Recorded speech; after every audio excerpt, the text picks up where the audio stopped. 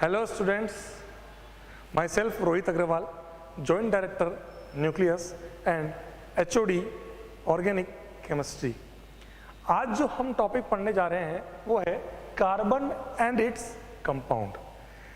10th class की NCERT में ये टॉपिक जो है, ये जो चैप्टर है, ये हमारे ऑर्गेनिक केमिस्ट्री के अंदर डिफाइन होता है। सर ये ऑर्गेनिक केमिस्ट्री हमने तो आज तक साइंस पढ़ी थी।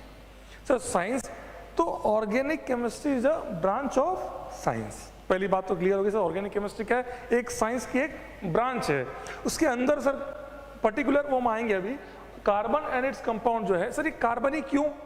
एक्चुअली पहले बात तो ऑर्गेनिक क्यों, आप आज की डेली लाइफ में देखते हैं, आप खुद कई चीज़ों में केवल ऑर्गेनिक ही यूज़ करना चाहते हैं। डे बाय डे ऑर्गेनिक जो है वो बहुत ज़्यादा एक डेली लाइफ में इंक्रीज हो रहा है, जैसे कि organic milk, organic fruits, organic vegetables. तो आप देखिए जितना भी किसी को फार्मिंग भी करनी है, ऑर्गेनिक फार्मिंग, तो ऑर्गेनिक हर जगह है। अब धीरे धीरे ऑर्गेनिक का यूज बढ़ता ही जा रहा है। तो अब सर ये ऑर्गेनिक के अंदर है क्या और कहाँ से स्टार्ट हुई, तो हमें आपको समझना होगा। जैसे जैसे ऑर्गेनिक बढ़ रहा है आपको समझना होगा कि ऑर्गेनिक के अंदर हम क्या क्या पढ़ने वाले हैं और कैसे ये स्टार्ट हुआ। आपने पीरियोडिक टेबल पढ़ी सबने? आपने पीरियोडिक टेबल में कितने एलिमेंट पढ़े? आप सब ने पीरियोडिक टेबल के अंदर 118, 118 और 118 एलिमेंट्स आप लोगों ने पढ़े। ठीक है, एक आध ऊपर नीचे हो सकता है, नया आ गया हो कोई, लेकिन हाँ टोटल आपने 118 एलिमेंट्स आपने पढ़े।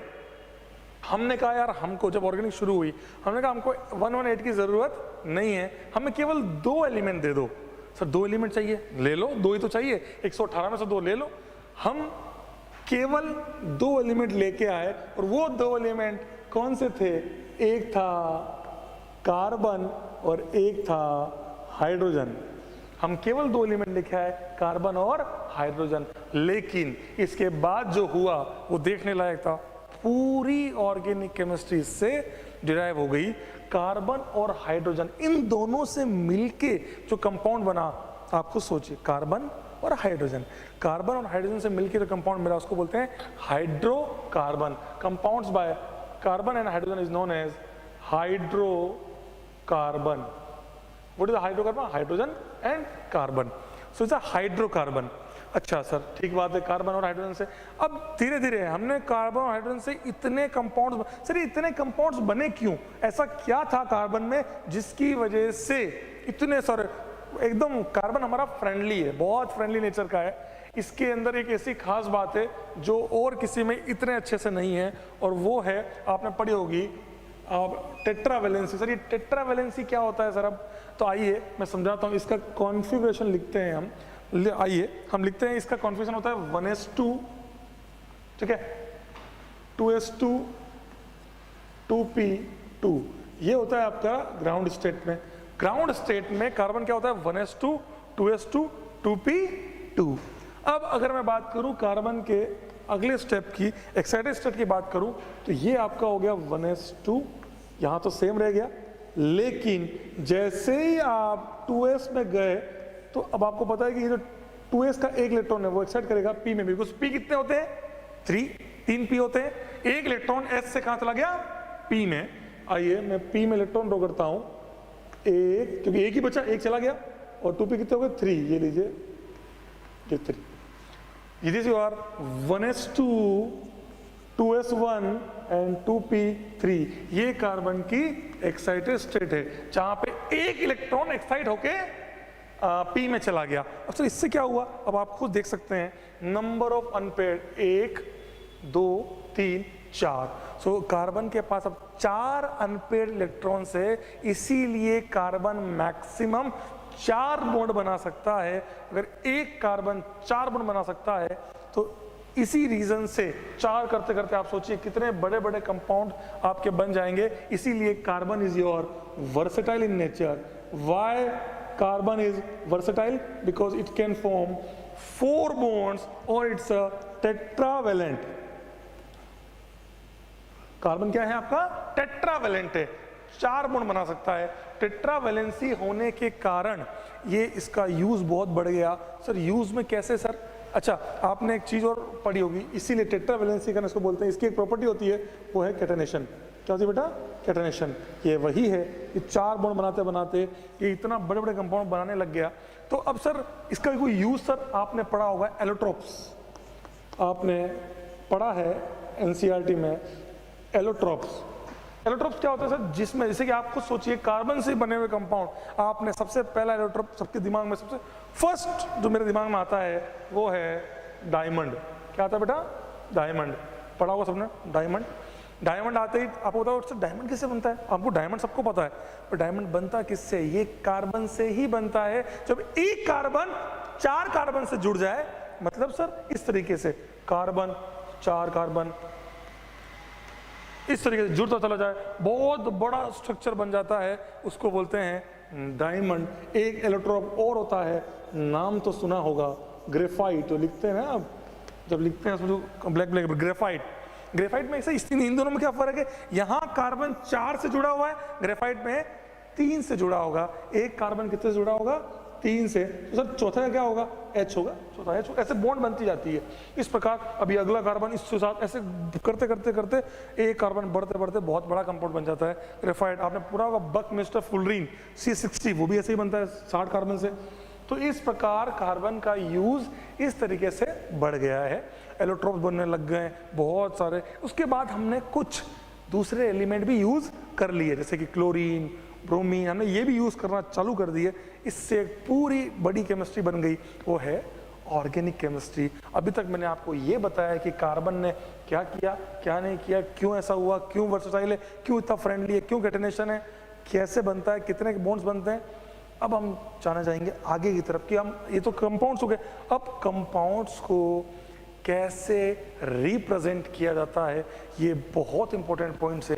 बिकॉज जब आपकी ऑर्गेनिक केमिस्ट्री 11th क्लास में फॉर जेई स्टार्ट होती है, उसमें बच्चे को बहुत दिक्कत आती है। बिकॉज अब जो मैं आपको जो बताने जा रहा हूँ वो कभी आप सोचिएगा आपने जो पढ़ा और मैं जो पढ़ा रहा हूँ थोड़ा डिफरेंस है, लेकिन वो डिफरेंस ऐसा है कि वो IIT के एटपार लेवल पे जाता है। आपको वही डिफरेंस समझना है कि सर है क्या। आइए अब मैं आपको लेके चलता हूँ कि रिप्रेजेंटेशन की तरफ, कि सर कार्बन का ऐसा क्या डिफरेंस है जो आप बताने जा रहे हैं। आइए first we are going to start with the types of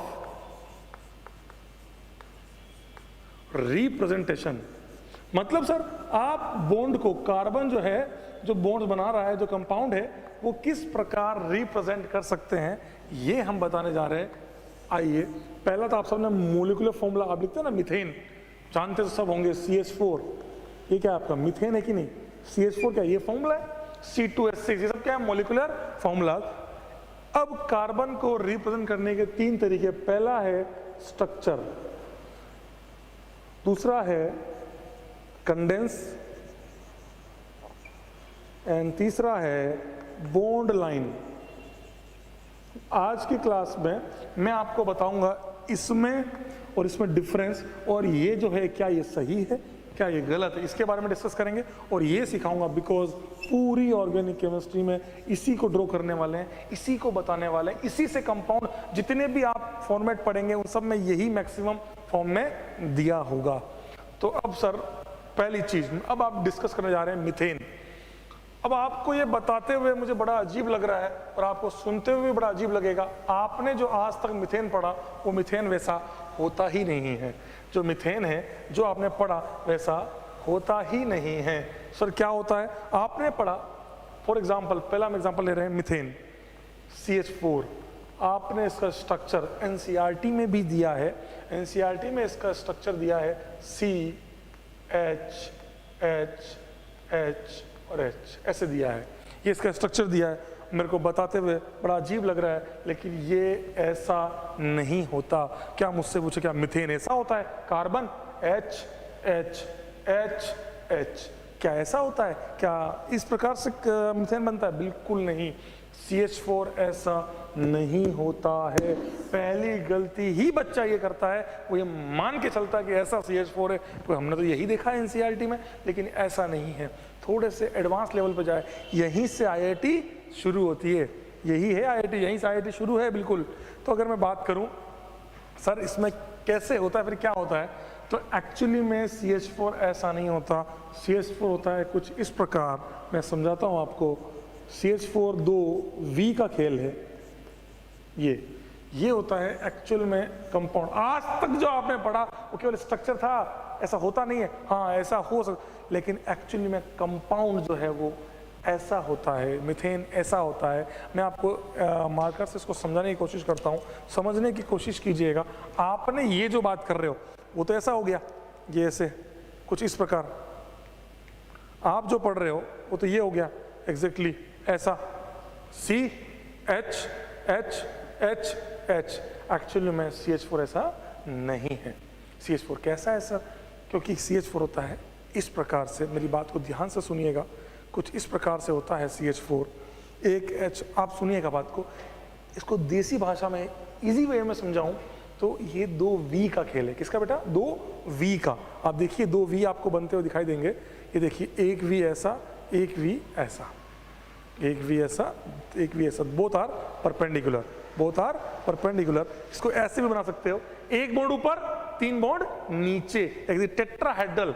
tetrahedral जो होता है आपका, आप कुछ इस प्रकार भी इसको बना सकते हैं। ये देखिए ये टेट्राहेड्रल, जो टेट्राहेड्रल स्ट्रक्चर है कंपाउंड ऐसे CH4 जो है वो इस प्रकार एग्जिस्ट करता है।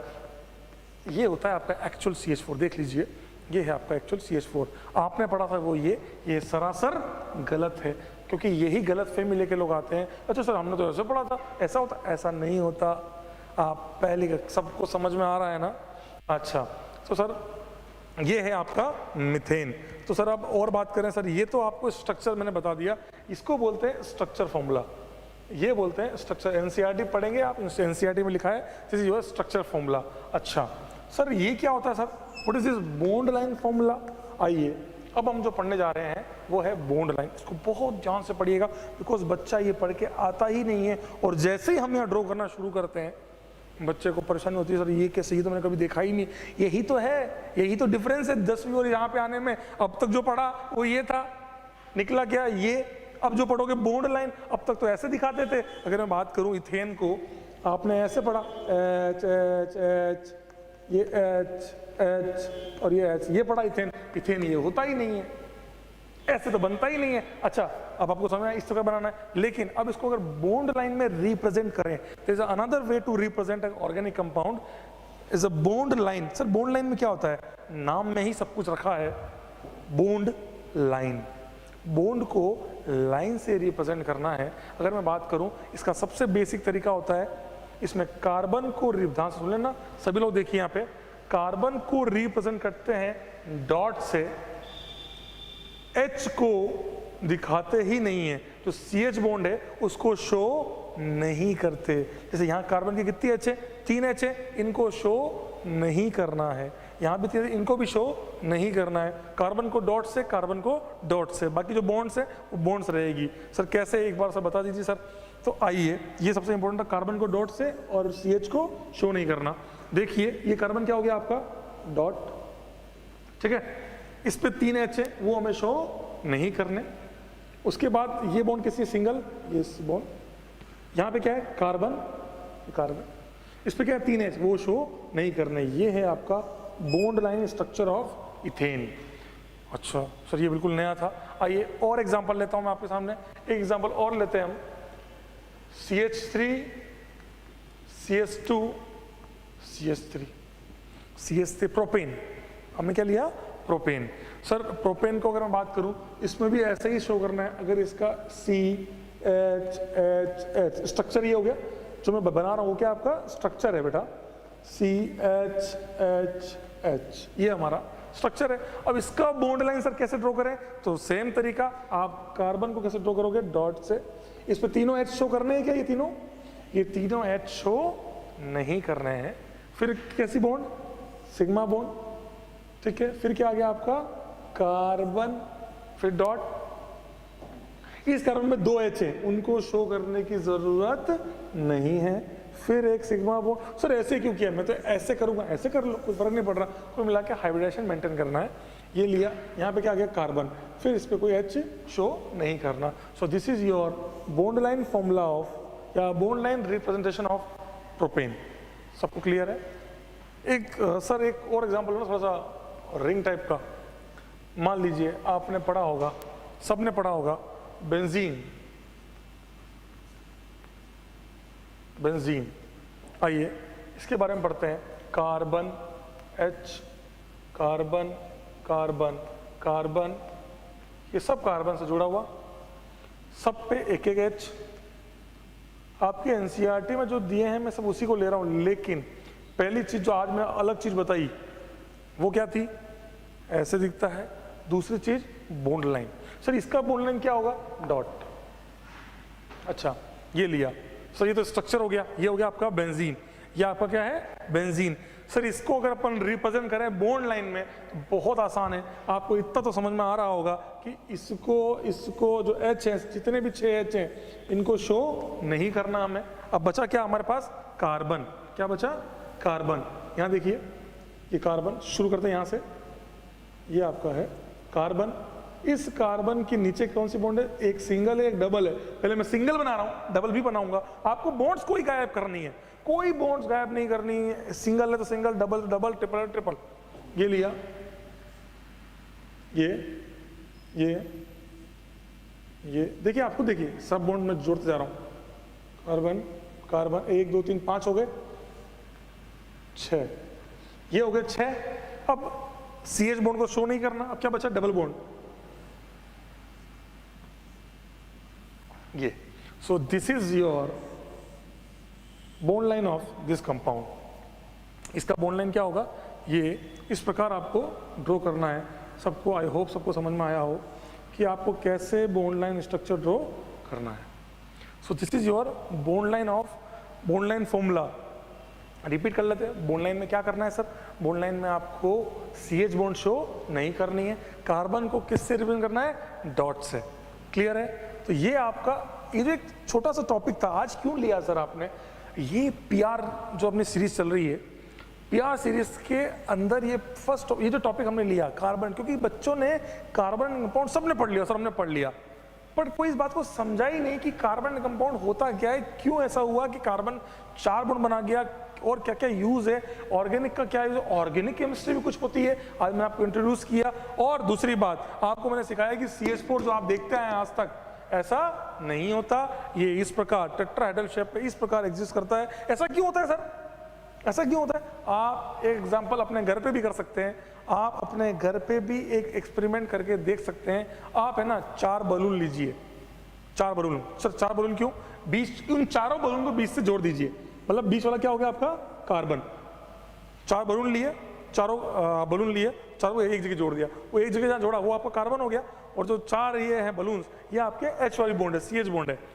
अब आप खुद देख लें, आप बलून्स को कैसे भी रख लो ऐसे बांध के, जैसे आप छोड़ोगे सब इसी शेप में आ जाएंगे। क्यों आए, टू गेन मैक्सिमम स्टेबिलिटी, इस प्रकार अपने आप को ढाल लेते हैं। तो एक्चुअली में CH4 ऐसा होता है। तो आई होप आज आपने बॉन्ड लाइन सीख लिया, स्ट्रक्चर लिया। नेक्स्ट टाइम हम कंडेंस सीखेंगे, कंडेंस में कंडेंस छोटा कर दो, वो हम अगली क्लास में सीखेंगे। बट आप सब लोगों ने ये वाली बात सीख ली, ये सही नहीं, ये सही, बॉन्ड लाइन कैसे बनाते हैं वो आपने सीख लिया। चलिए